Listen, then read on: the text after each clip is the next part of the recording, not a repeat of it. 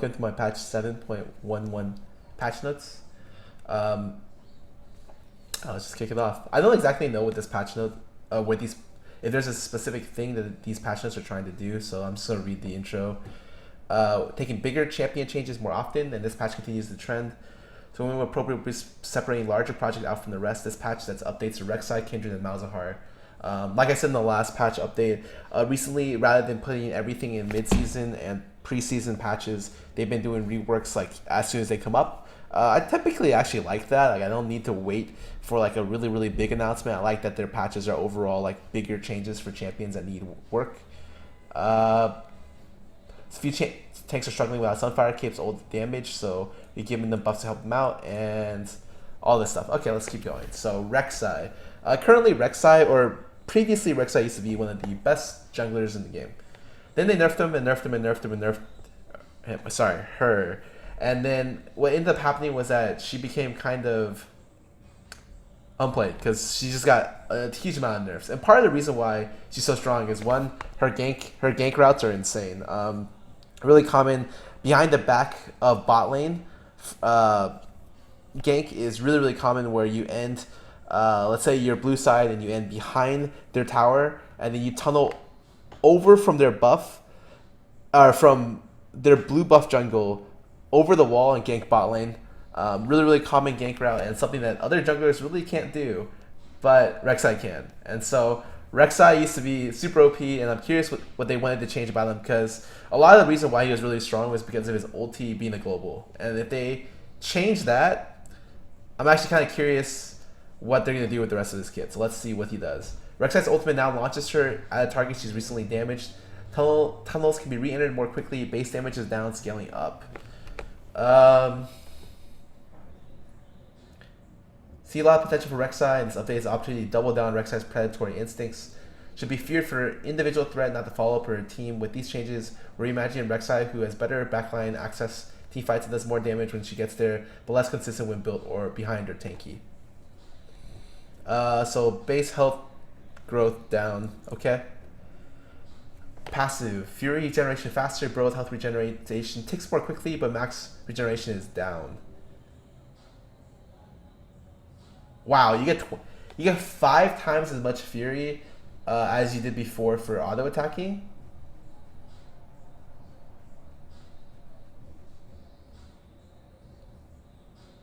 Okay, you get capped so fast with this. Like this is like you start the jungle, or you start skirmishing, and you get capped instantly. The healing goes down from, oh wow, 450 to 190. That's actually such a big nerf onto the healing.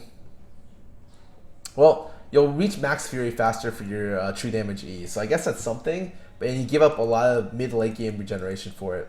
Not sure if that's good. Base damage down at later ranks ratio doubled, and so if you max it first, it's not that good. But bonus AD increases by double. Could definitely see Warrior Cleaver coming back, but let's just keep going. Now has a bonus AD ratio, does physical damage instead of magic. Oh, that's, They're really doubling down on this AD Rek'Sai. Okay, it's actually nice that it's physical damage, because when you're going stuff like Cleaver, it just ends up doing comparable amounts of damage. Then again, there's some merit to having split damage on a champion. Let's keep going. Primary target is still knocked up, but others are now knocked back. Oh, so you can't do a massive unburrow on the group. You just unburrow on one person, everyone else gets knocked back. The base damage got decreased, by 90. That's so much. 1 second knockup on the primary target, 0.25 knockback on all the range, or on the nearby targets. Only knocked up target is granted immunity for further knockups. And then the immunity duration gets set the same. Yeah, you can't do the 5-man knockup initiation anymore. That's kind of bad for early game, or late game. Let me just see what they did. Now it's base damage, scales out bonus AD instead of total AD. Damage no longer scales linearly with Fury, but full Fury casts deal double damage as true damage. Oh, okay. They're going with this bonus AD build like completely. Like if you're playing Rek'Sai, she has to be build AD. Because you lose total damage. I mean, at the very least, Cleaver has always been a pretty decent item on her, but you definitely they're forcing it to where like maybe the Cinderhulk build may not be that good. Maybe Warrior is what you have to do because dealing double damage at true damage at max Fury, which by the way you can get max Fury stacks in one one Queen's Wrath, and then 3 spins will give you max Fury. That's quite a bit.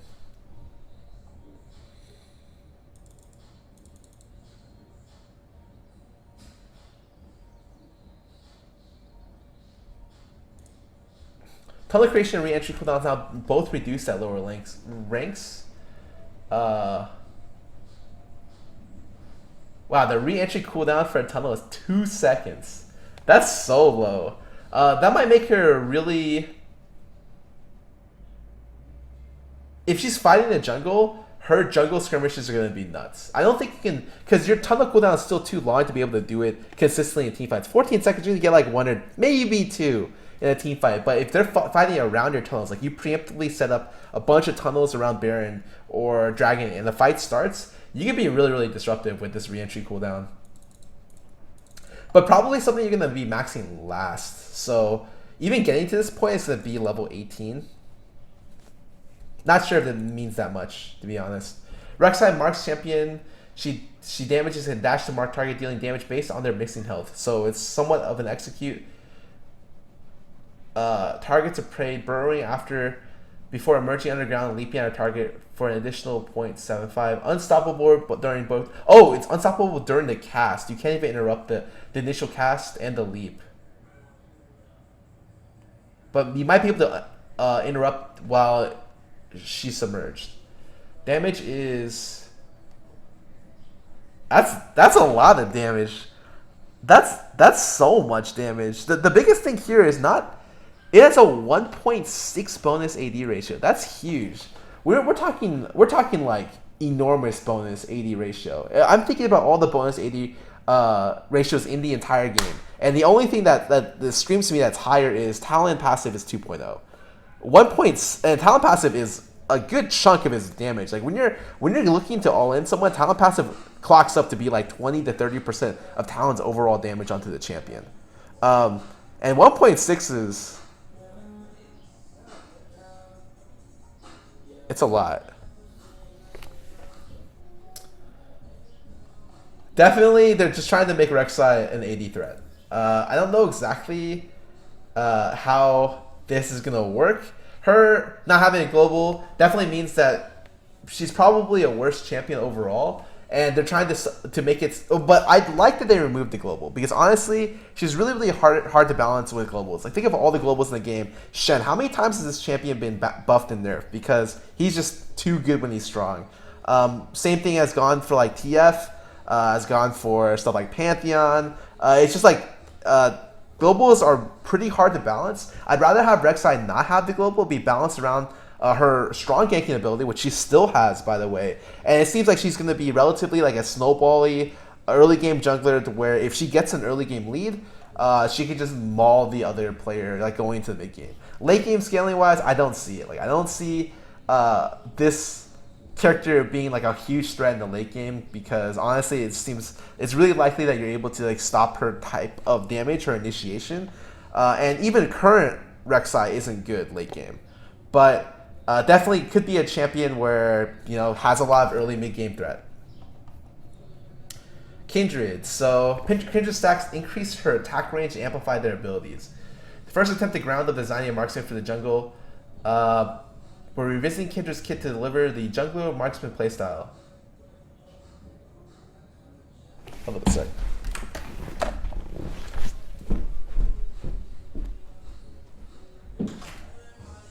Hey!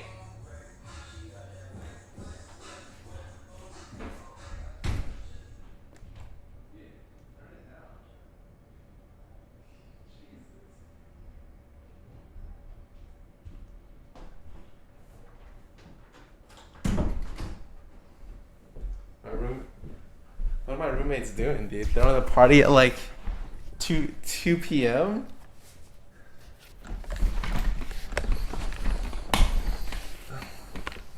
Alright. So this is a really interesting concept. The idea that Kindred's attack range increases based on how many stacks they get. Previously, Kindred was fairly unreliable because it's hard to be able to contest stacks. Either you were a strong enough skirmisher that you can contest like the scuttle stack every time, or you weren't, and they took the scuttle stack and you weren't able to invade their jungle because you were weak. Recently, before this patch, they did another look at the champion and they made it so that her early stacks are more reliable. So let's say you just get like destroyed early game. Well, whatever happens, the stacks are still going to be easier for you to pick up, and they're trying to make it consistently to where like the first 4 stacks are pretty reliable to get, regardless of your relative strength in the game, which is good, really really good. It means less RNG for the character. Anyways, let's go down. Decent attack damage growth buff. So Kindred's basic items no longer deal a percentage. Ooh.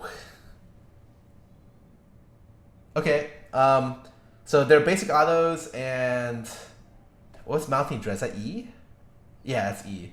Gain 75 range at 4 stacks, plus 25 range every 4 stacks after. Okay. So like I said before, they made the first 4 stacks fairly reliable. When you get 4 stacks, 75 extra range, really, really big deal.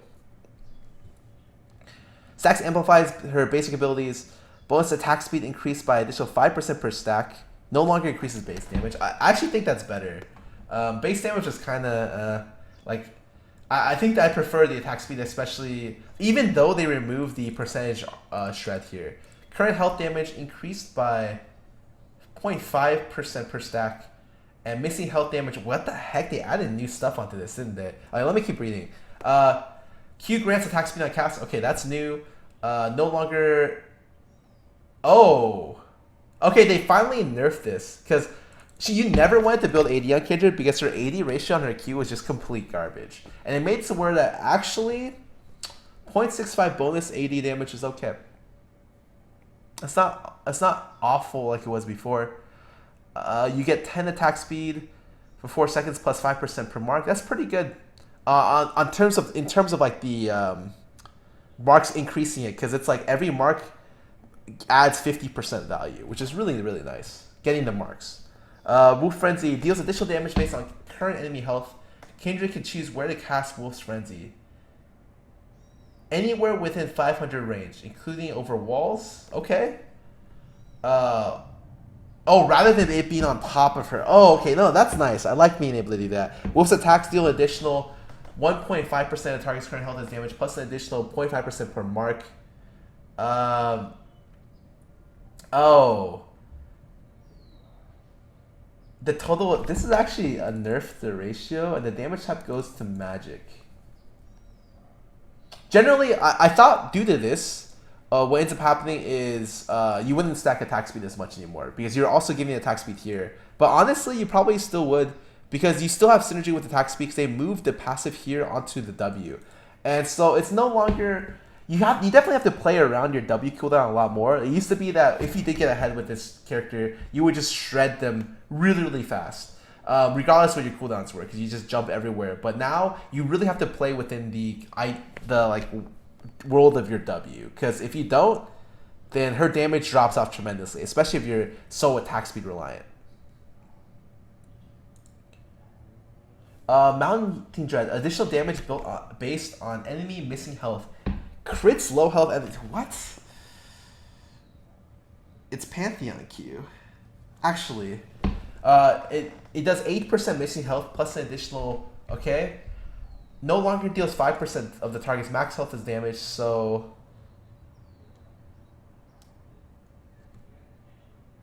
the base damage got reduced by quite a bit. Oh, what the? They increased the total AD. Wow, the value of AD is so high. Look at what it used to be. 0.2, 0.2, 0.4. Now they're 0.65, 0.8. Now, notice one is total AD, which means you're including base AD, but the other one's bonus. But the difference between like 0.8 bonus means that buying AD might actually not be that bad. maybe going instead of going full attack speed build, stuff that you would see like you would see something like Mallet, Hurricane, PD, stuff like that, Bork. Now maybe you can go toward Zeal based attack speed items and then eventually buy crit down the line, because it's not that bad for you to get AD anymore. Wolf crit, the missile speed is 2000, critically strikes targets below 50% health for 50% bonus damage. Threshold increased by 0.5% health per 1%. Oh, wow. It scales based on crit. Okay. Well, this goes back to the fact that maybe they want to make crit more appealing. Like, their itemization is to be able to build crit. I don't even know if that's true, though, because, to be honest, think of when you use Mounting Dread. You're playing Kindred right now. Here's how I use Mounting Dread. Okay, the fight starts. I'm going in on someone who's in the middle of the lane. I'm gaking. So what do? I press Q into W, and then I E them to slow them. But like, even though the idea is that E crits lower health targets, is that really what's going to happen for you if you're playing Kindred? Just think to yourself, every time you've used E, there'll be situations where, yes, you will E low health targets. However, there will be a lot of situations where this new buff means absolutely nothing. Because most of the times you use it for the slow to be able to set stuff up, you know? I think maybe this buff or this change to the Misty health is seems a lot bigger than it actually is, because the way I see how Kindred gets played, I don't see myself in a situation where I'm holding on to my E to execute someone.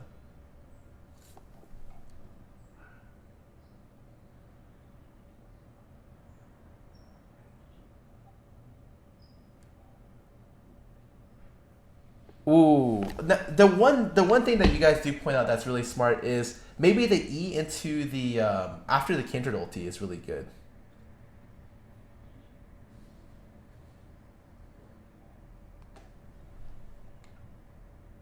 Oh, wait. The Wolf's critical strikes below. Oh. It deals a bit additional damage based on missing health.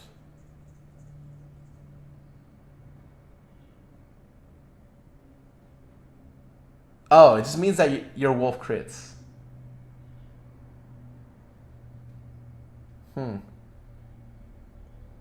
This synergizes well with the fact that you can cast Wolf at any location. Your entire playstyle now revolves around your Wolf, actually. Even more so than before, which I thought was quite a bit. It's now even more to the point where the counterplay and the playstyle are very well defined. The counterplay is get away from her Wolf's Frenzy. Like, get out of the W zone, you cannot be in it. And her situation is to place the W in a position where you know as the fight plays out, it's going to do the most effectiveness for you. Generally, what does this mean for Kindred in terms of like what she plays into? She's always done well with the tanks, because her old build used to be like Bork, Hurricane. She likes low range threats. Nothing changes. I think she's still really, really good into low range threats.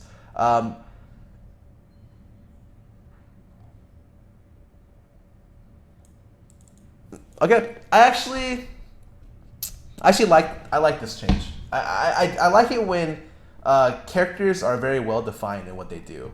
And so before, it used to be she was generic super attack speed character that was just able to leap a lot and had E. She didn't really have a nice definition or defining characteristic, except for her like how she looks and like how she talks. But really, like, her play style was not built around that. They really focused really hard on being able to use the kit to define her, and I think that is better. Whether or not she'll be actually better, up to debate. But she's not in a great spot right now, so maybe hopefully a lot of these changes will help her out, especially the attack range increase. This is probably the most important thing, because it makes it so that rather than being just like a champion that's good into lower range threats, maybe eventually as the game goes on, she becomes better and better into stuff that becomes longer range threats, which allows her to scale in a very unique aspect. All right, anyways, let's move on. So Malzahar, Q, E, and R deal more damage. Ooh. W spawns Voidlings based on Malzahar's spellcast. Voidlings are less threatening early. Support Malzahar has been an ongoing source of frustration this season, and efforts to keep him in check have exacted a toll on mid lane Malz. Yes, mid lane Malz is not very good. Is how overbearing Void Storm is early when Malzahar doesn't need to manage a solo lane, so we're putting in Void Storm's early dominance and redistributing power into the rest of his kit. Voids are overall less reliable, more fragile, easier to avoid, have lower early damage and scales back up toward the late game. They're also more costly to set up. While Voidlings are more reliable, Malz himself is getting a lot of return. Malefic Visions, which enable a ton of Voidling damage, now does more on its own. The same is true for Nether Grasp. To keep Malzahar's all-in combo threatening against squishies, his ult now deals direct damage to his primary target. Finally, we're doing Call of the Void smoother to make it used by reducing the amount of time. Oh, that's actually so nice. The Q.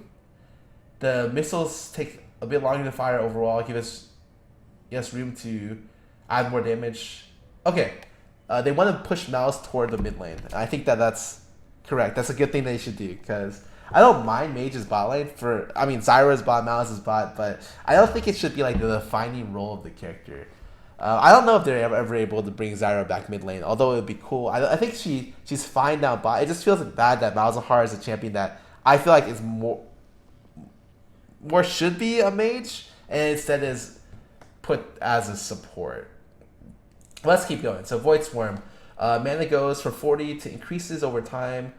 No longer gains a charge. Gains a stack whenever he casts another ability. Oh.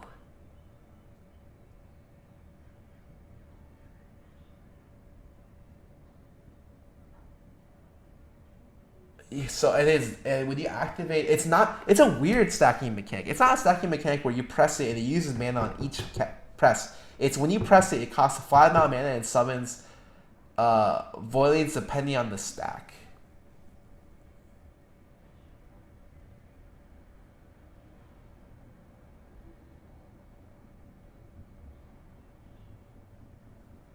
And the offset is that Voidlings are no longer able to spawn, and the cast range got decreased by so much. 300 range got cut from the cast range, so you can no longer like kind of edge it at people, throw it at people, and then use your rotation. So what ends up happening? The cast time got decreased for Q, which is really nice.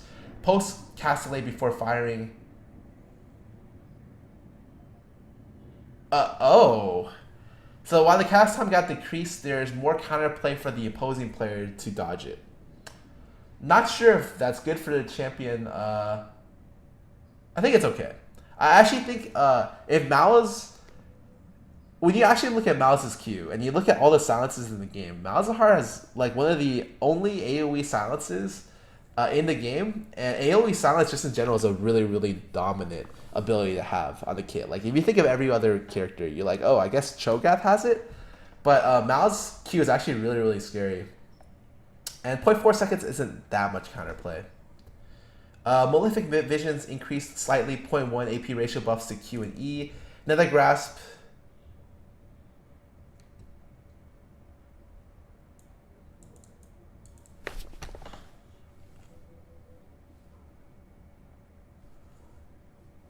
They're making an assassin tool again? That's scary, man. It's literally going to do... It got nerfed a lot in terms of its tank busting ability. For sure. 25% base damage, as well as 5% per 100 AP. But it's able to kill single target better. The damage is really low. I'm pretty sure this is the damage for the entire duration of the ulti, rather than per tick.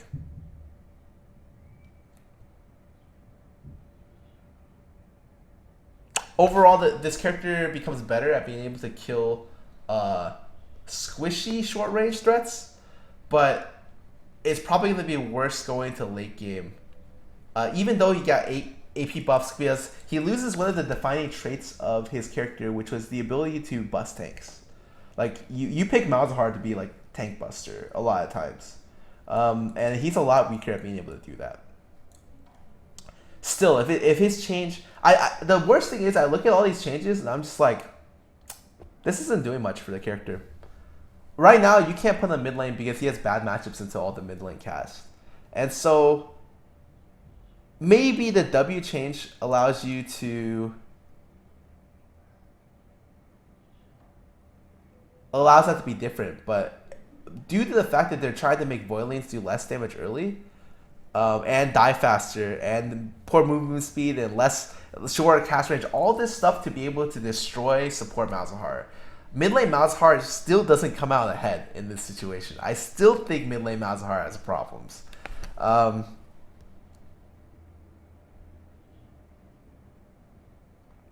don't know if any of these will help him at all.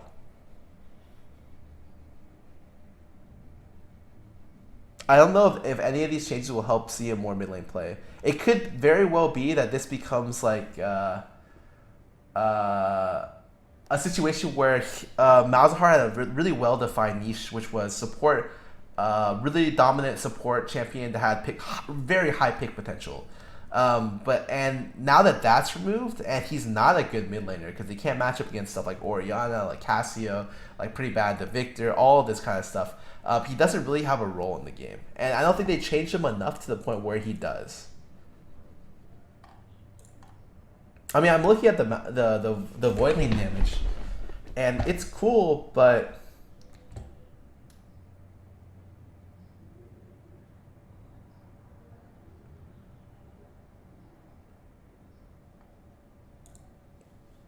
I don't see it. Maybe I'm wrong, but I don't see Malzahar coming back for mid lane. I just see people just not picking Malzahar period anymore. Oh, let's move on. Ahri. So a lot of people ask me about Ahri a lot, and they're just like, dude, can you believe this character? She's got like this insane like 20% plus play rate. She's got like a 54% win rate. She's obviously broken. And I'm just like, is that relatively true? Maybe, because usually I don't mind if a character has a 54% play rate, but maybe I shouldn't in situations where a lot of her kit is skill shot based, so she's like a fairly high skilled character in that regard, and she's still able to perform if you're not being able to perform if you're missing skill shots, which I guess is what's happening right now. It shouldn't be a thing that happens as much. The problem is like if you're nerfing Ahri, I don't even think Ahri is one of the most dominant mid laners. Like maybe characters like Syndra and Ori might want to get looked at if Ahri's on the chopping block. But let's see, they nerfed 0.3 AP per wisp, so 0.3 AP or 0.1 AP, 0.3 AP overall, or no, 0.216,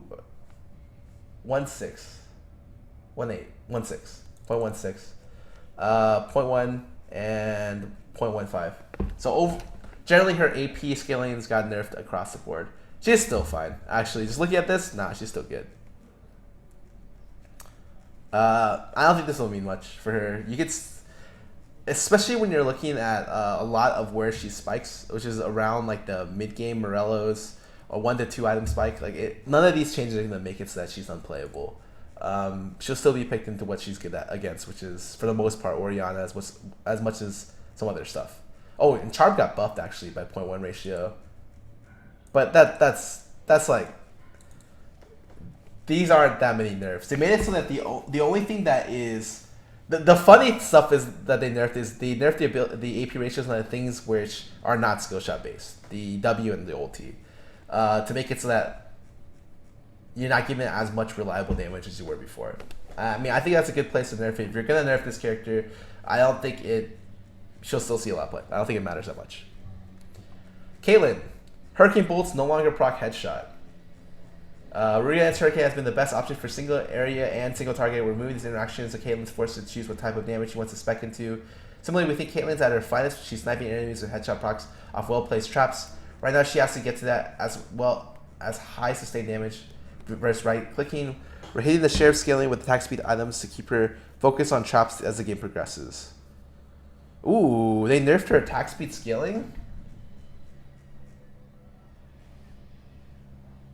So level 1 attack speed is still the same, but as her attack speed scales, it's much worse. Or it's a little bit worse, but I mean, it adds up definitely over your attack speed items. Really interesting nerf. I like it. I think Caitlyn's too good, just in general. She tends to crowd out a lot of the characters with long range but require scaling because she has one of the best laning phases in the game. On top of the fact that she scales really well throughout the entire game. I would have liked to see like more of a trap nerf. Maybe the ability to do that much damage on the traps is not that good. However, this is definitely a good way to do it. I don't think this will neuter Caitlyn. I think Caitlyn players are just going to go a different Zeal item, and their build's going to be the exact same, and they're still going to be great. But now it's maybe a little bit harder for Caitlyn players to perform, which is great because I think Caitlyn is extremely powerful right now. Dr. Mundo, attack speed per level and base damage goes up. We're keeping an eye on how mid-season itemization are affecting our tanky fiends. We're compensating these champions with power aimed at minigating their Sunfire are doing a lot. Okay, so their AD growth got increased and their burning agony got increased a little bit. I think one of the biggest problems with Mundo, and coming from someone who used to play a decent amount of Mundo before, is that Executioner's Calling is so cheap. If you're a top lane player and you're buying this item is bought at 800 gold. You buy it on the first back, and Mundo's effectiveness effectively becomes neutered. And so because of that, until that changes, I don't relatively see Mundo being used in anything but an AP top counter pick. So I think recently it's been used into like maybe Rumble here and there, and it probably would be also equally good into Swain. But aside from that, like I think these will help a little bit, but definitely won't give him any more play as long as Executioners is in the game. Lee Sin, high latency players can now ward jump in the same vein as recent changes in Rise of Karthus. We're making them more feasible in high latency environments.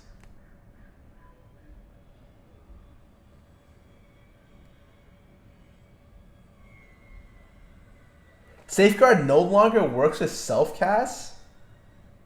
What?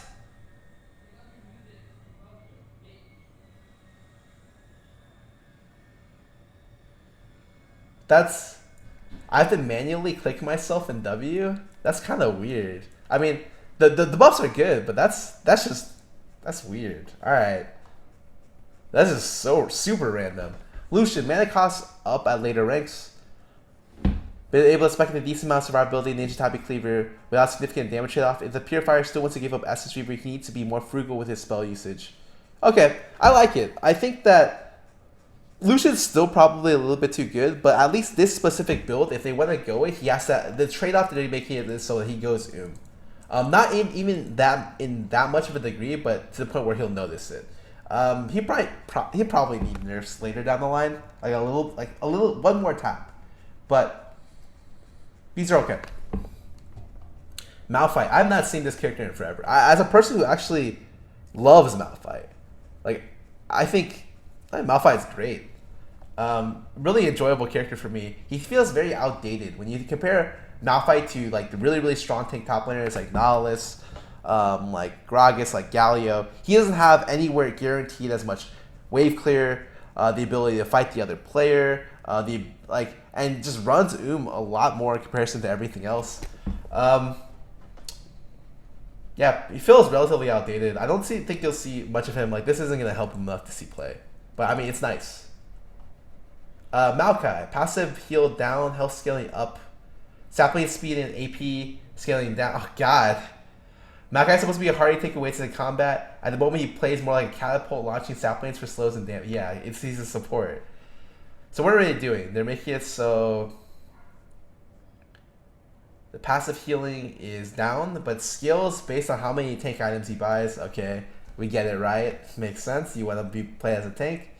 His helping toss now does less damage, half the AP scale as before, and less movement speed. It's changed based on Maokai's boots, so it's worse early, especially bot lane, which can run away from it before it explodes. But the sapling damage is okay. It's worse if it hits you. Wait. The brush sapling duration. Oh, it scales off his bonus health. That's actually so funny. All right, they're literally just trying to gut AP Maokai support. I get it, but I think if you gut AP Maokai support, he's not good enough to live in top lane. Similar to what I believe what's going to happen to Malzahar here. Let's say all this stuff these things happen, and people realize, okay, Maokai support's not that good. which at the moment I think he's kind of iffy. He's a little bit annoying, but he's most viable in the support role. So let's say that's not a thing anymore. Is he really going to see top lane play against Gragas Galio? That's the things that he has to match, right? If he has to see top lane play, he definitely gets crushed by Fiora. So if he can't play into like that top lane player, and he probably can't play into Rumble either, what is he gonna be playing into? I guess jungle role, but that's not very good. I don't see him, like, if this pushes him out of support, I don't see him being played much without more buffs. But maybe I'm wrong. Maybe jungle Maokai is just OP. Renekton. Over the past 2 patches, made a bunch of changes to the underlying code to address long-standing bugs. Unfortunately, that work created a number of issues which in some respects have left them worse off than he started. That's hilarious. Okay, they're reverting some of the changes they did back. Sion, the W cooldown decreased max health. Ooh, wait. I thought these were supposed to be for the Sunfire buff, right?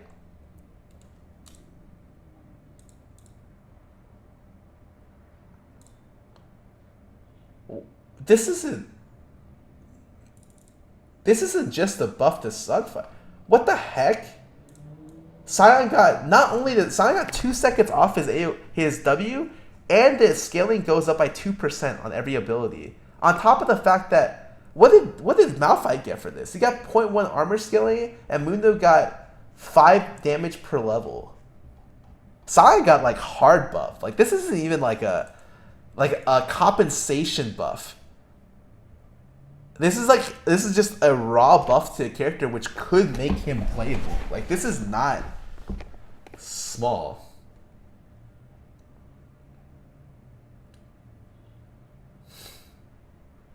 Actually, really interesting. I would not be surprised to see more Sion on top anymore. This is a huge buff. Really, really nice.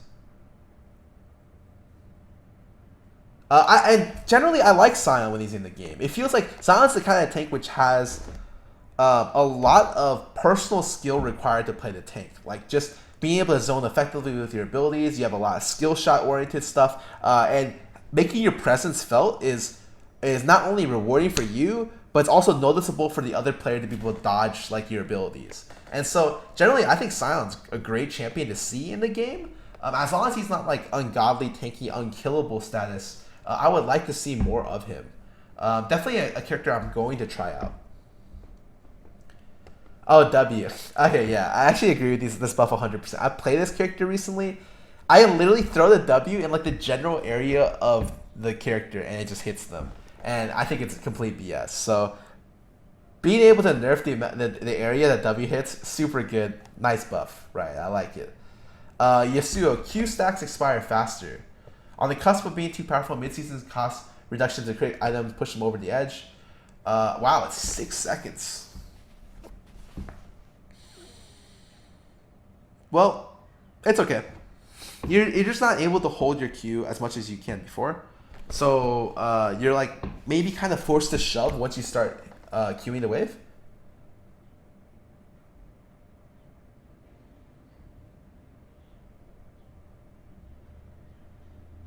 And I think it's okay. I don't think it'll like kill Yasuo players for the most part.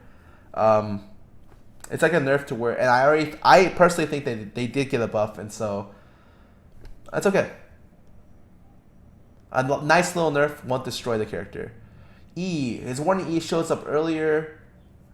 Oh, so you're gonna give the other player more counterplay to his E. Yeah, 0.25 seconds. That's a decent amount. Oh, and they already nerfed him.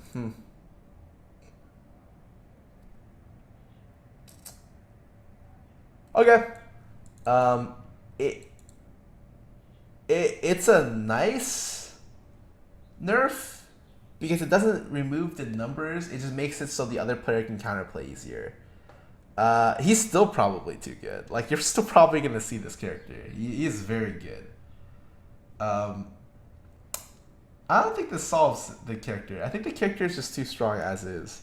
A lot of it is, or to some extent, I think one of the things that helps him out a lot is that comparative to his old Q, his new Q not only does it add more CC, but it gives you one more blob for your passive, and so you're essentially able to proc you're given like just that much more healing in every team fight and every jungle camp clear, and it adds up over time. It really does. I don't know if that's something that they want to nerf, and maybe I think they should nerf something else, probably, but I still think Zac is still too strong with this. Sion and Rakan warding VO. They're no longer audible to enemies. Oh, it's so that they don't know where if someone wards. Okay, cool. So items, Abyssal Mask.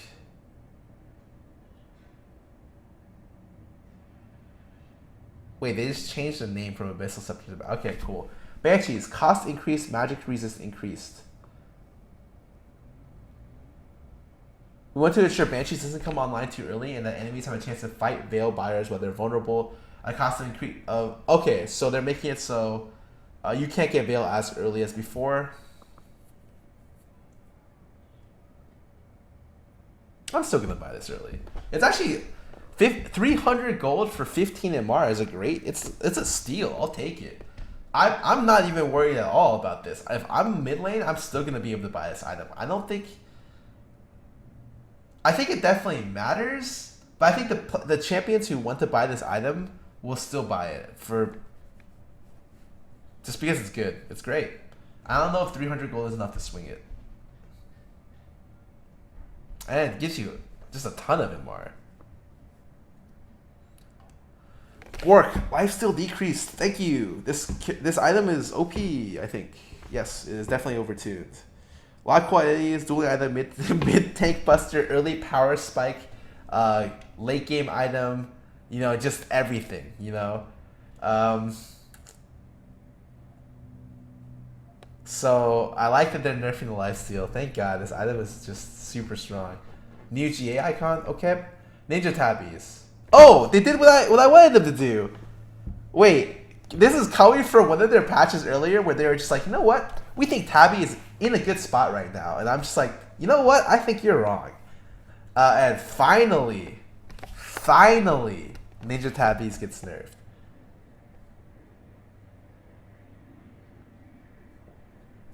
It's not even that bad. Like, it's a good, solid nerf. Doesn't destroy the item, but just makes it less effective.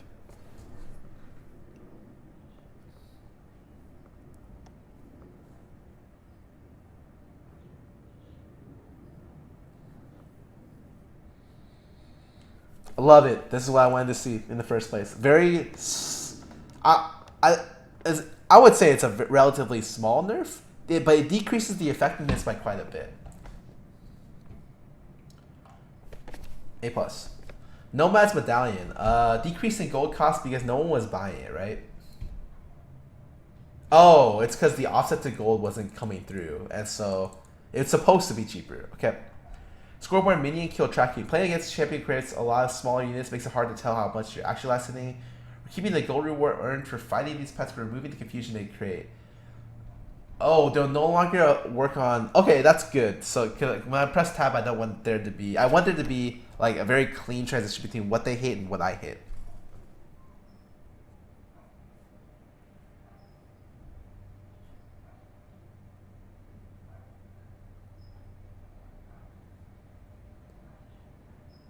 Bad formats. Oh, they're coming in with this patch. Simultaneous 10 champ ban phrase to all starting 7 up. Nice. Oh, starting with normal draft in NA. Oh. Well, oh. Alright, I'm a little bit less enthused, but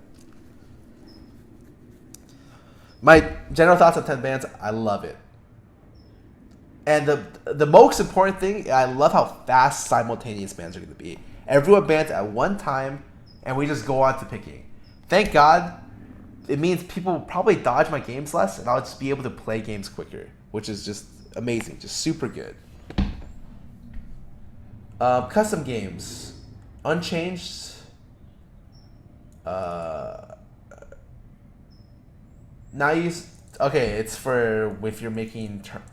like actual tourney games on the realm, but I'm not. Cool. Lobby invite permissions. I don't play with people, so it's okay. Rotating game mode. Doombots. Never played this game mode. Intermediate bots have been re-added to the streamline. Don't play that game mode either. Item set creator. You want item sets? You got them. I've never used item sets before in my life, so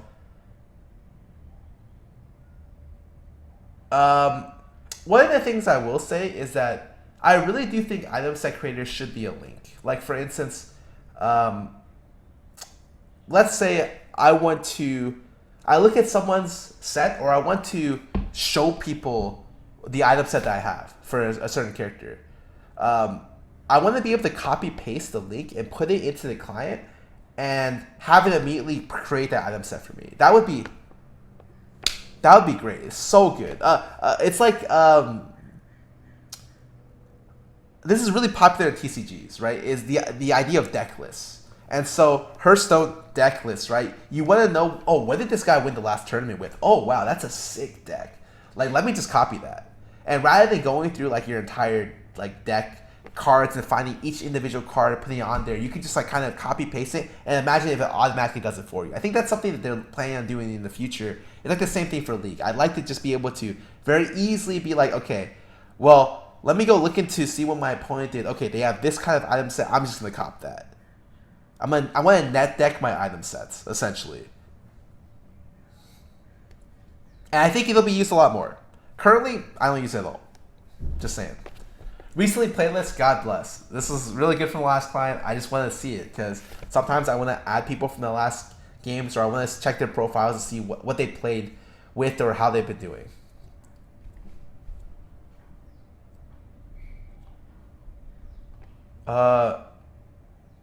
Dragon Fist Lee Sin. I hope they're buffing it because I don't think it's that good. Honestly, it's. I had this skin on my Smurf. It's whatever.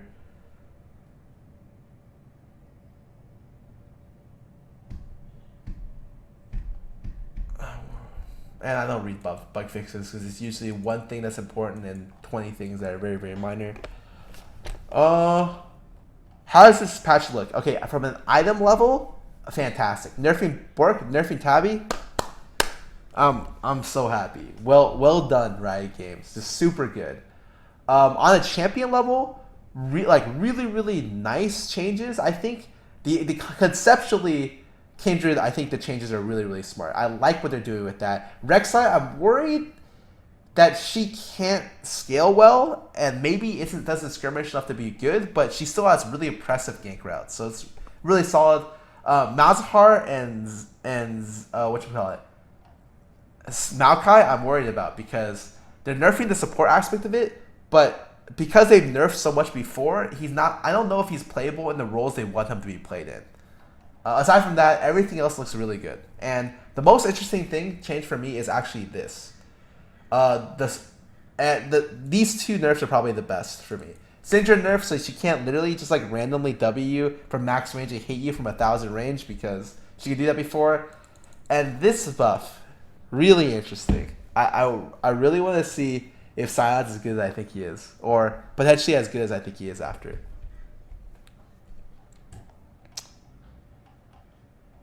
Aside from that, overall good patch.